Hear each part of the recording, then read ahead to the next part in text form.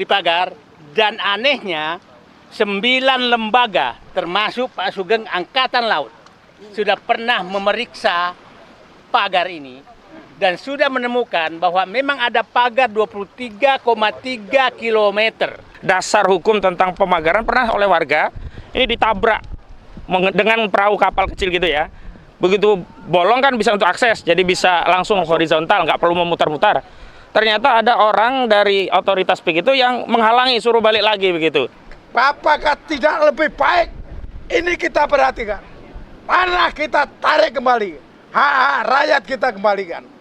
Tanah ini dijadikan sebagai lahan pertanian, persawahan, agar swasembada pangan kita lebih terwujud.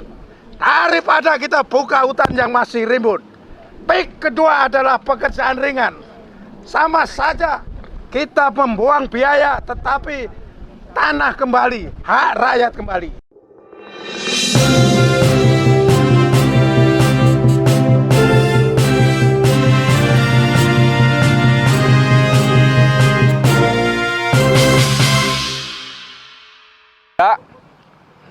Jangan sampai mengulang kerusuhan anti Cina tahun 1980. Ini gimana kok galak betul nih Pak Sugeng Waras? Belum apa-apanya. Masyarakat harus tahu cerita yang sesungguhnya. Jangan katanya. Jangan lain-lain lagi, tapi dengarkan. Sedikit yang saya ketahui saya sampaikan sebagai bahan rakyat menilai siapa itu Aguan. Aguan harus kita tangkap. Harus tangkap. Tangkap Aguan. Tangkap Aguan. Aguan. Saya Kolonel Purnawiran Sugeng Waras. Kemana larimu? Kalian semut pun saya kejar. Saya tangkap. Untuk saya amankan. Jangan berprasangka negatif. Saya tangkap untuk saya amankan daripada tidak aman. Saudara telah membuat heboh, menindas, merampas, mengintimidasi, mengkriminalisasi, mengeksekusi semua rakyat. Hei rakyat yang lain, ini bukan omong kosong. Silakan datang ke daerah Banten. Melalui hampir 80% aparat desa, kepala desa, ketua RW, ketua RT, pada umumnya telah masuk angin. Bukan membela rakyatnya, tetapi menakut-nakuti.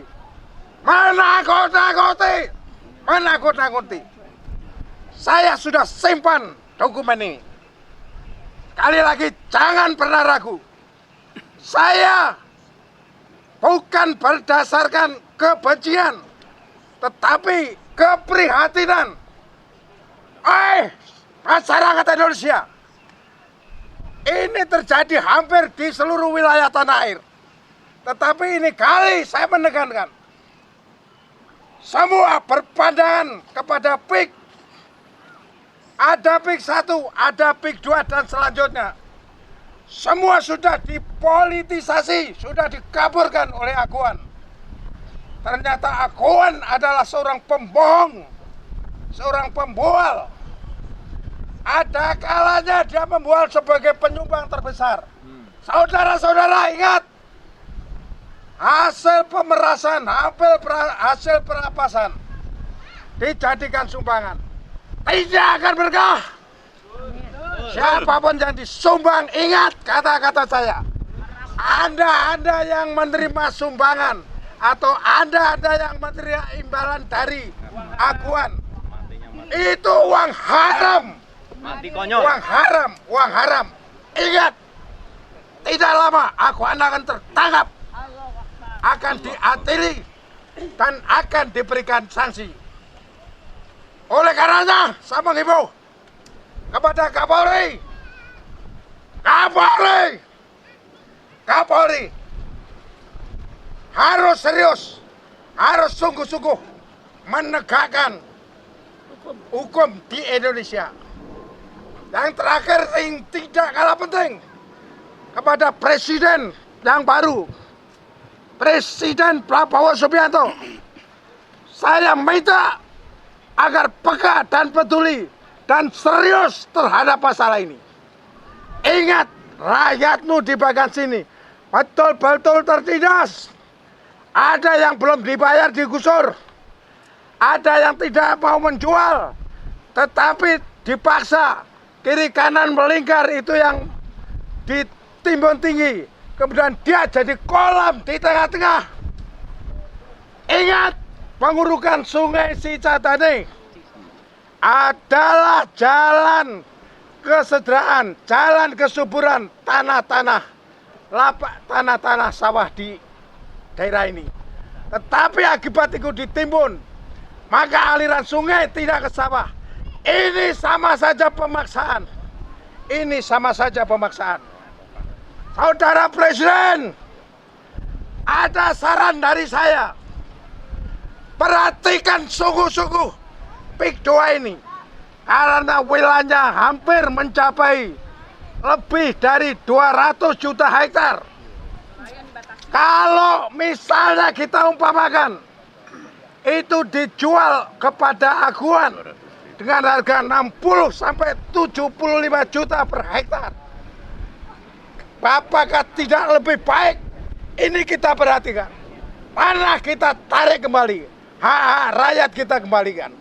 Tanah ini dijadikan sebagai lahan pertanian, persawahan, agar swasembada pangan kita lebih terwujud daripada kita buka hutan yang masih rimbun. PIK kedua adalah pekerjaan ringan.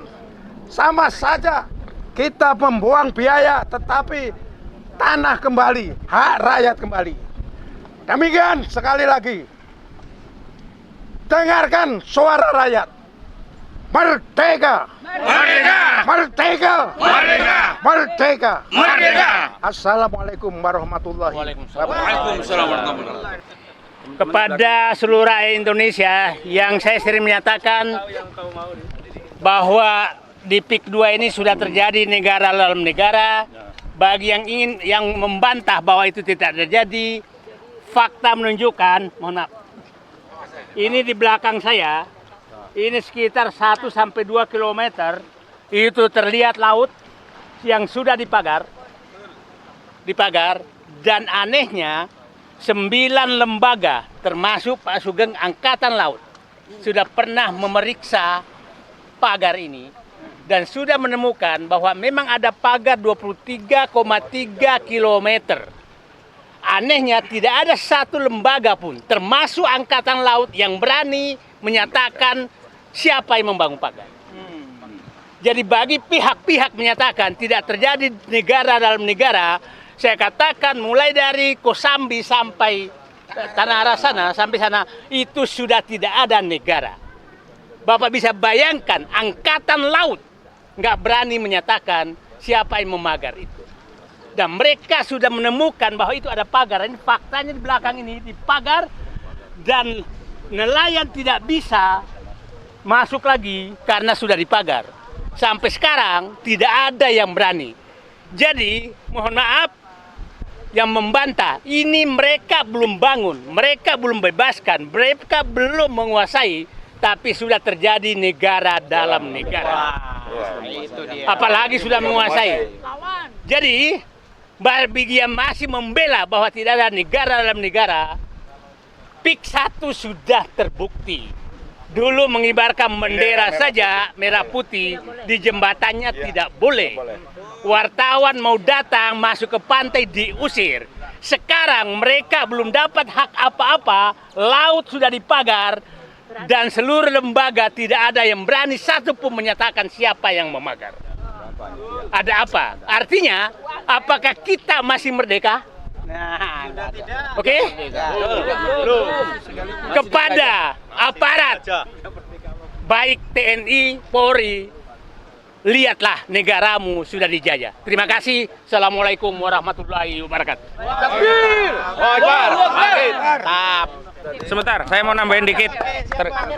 Ya, biar saya mau jelasin pagar ini. Ya, baik.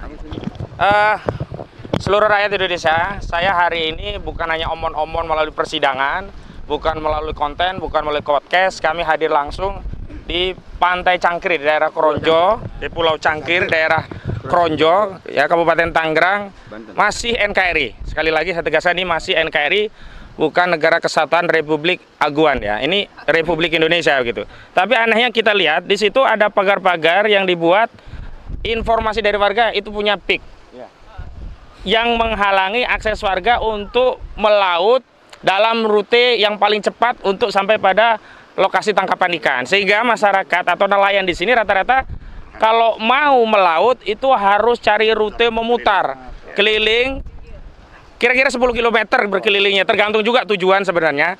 Tapi di sana ada rugi waktu kira-kira setengah jam lebih, rugi BBM, rugi waktu untuk menangkapnya jadi berkurang karena harus muter-muter, dan tentu saja rugi nilai tangkapannya bisa berpotensi berkurang. Nah, pernah terjadi karena ini tidak punya dasar hukum tentang pemagaran, pernah oleh warga ini ditabrak dengan perahu kapal kecil gitu ya.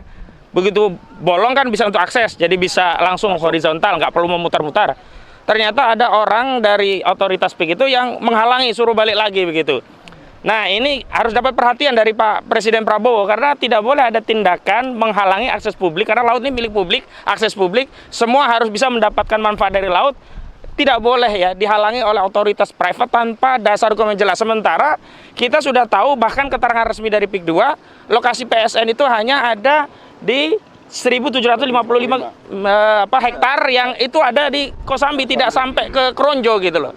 Jadi tidak ada dasar hukumnya. Karena itu saya minta kepada aparat penegak hukum juga harus melakukan tindakan. Jangan sampai nanti justru tindakannya justru melegalisasi pemagaran. Harusnya pagarnya ini yang segera dirobohkan. Nah, dan ini bukan tugas rakyat. Kalau rakyat nanti dianggap ini perbuatan melawan hukum. Ini tugas negara yang melindungi rakyat. Harus negara yang turun tangan, otoritas negara yang punya legal standing, punya kewenangan, punya otoritas, dan punya hak konstitusional untuk melakukan tindakan. Kasihan rakyat ini. Saya sepanjang jalan tadi melihat mayoritas di sini memang nelayan gitu. Bagaimana gitu kalau akses mereka untuk hidup, mencari penghidupan di laut yang memang sumber kehidupan mereka justru dihalangi. Dan kalau ini nanti jadi pariwisatanya PIK begitu ya misalnya, lalu akses yang sifatnya publik itu berubah menjadi private gitu loh, dan semuanya harus izin. Nah, kalau izin kan objek wisata kan sekarang pengelolaan wisata itu kan tujuannya adalah benefit, untung, cari laba, semua harus bayar. Contoh lah banyak ya kawasan wisata, taman mini lah, Ancol begitu saja, itu kan tidak semua bisa menikmati secara luas, secara merdeka gitu. Padahal ini kan akses publik. Mohon maaf, kalau yang di wilayah lainnya itu masih ada harga 30.000, 50.000 itu murah sekali per meter. Ini dia nggak bayar sama sekali laut kita. Ini pantai kita ini. Nggak ada harga yang dibayar oleh otoritas dari PIK 2 ini gitu loh.